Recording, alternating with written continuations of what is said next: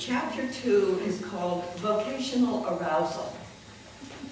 Now, vocational arousal is the next step after sexual arousal. What makes you sexually attracted to somebody? It's really a mystery. And it's not always the right thing, but nonetheless, it's definitely about specific people. You know, it's amazing. I mean, that one person will attract you so much more than somebody else.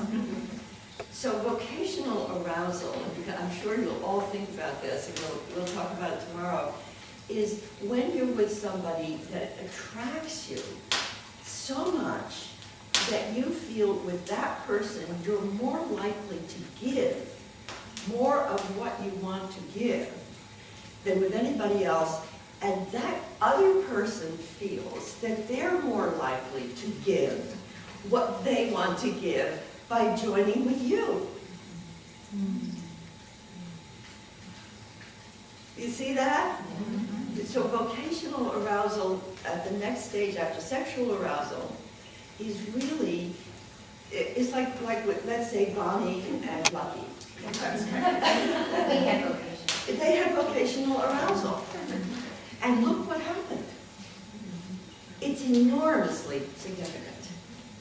Because that vocation, as you feel it, unless you find someone or ones that through giving it, they get to give more of who they are by joining with you. They're not just helping you.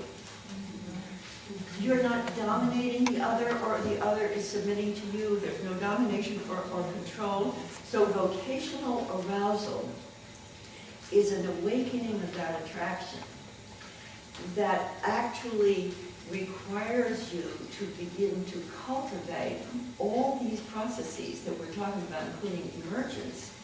Because if you're attracted to somebody to give, and that person is attracted to you, and your egoic reactions pop up, I want to control it, I want to dominate it, I don't like this, I don't like that. Unless you are able to handle that and shift from your egoic response to your essential self, which is our word for that divine essence that still has a local self, but is much more loving and capacious than your ego. If you don't do that shift, you will not be able to join your genius. Nature has put a code in there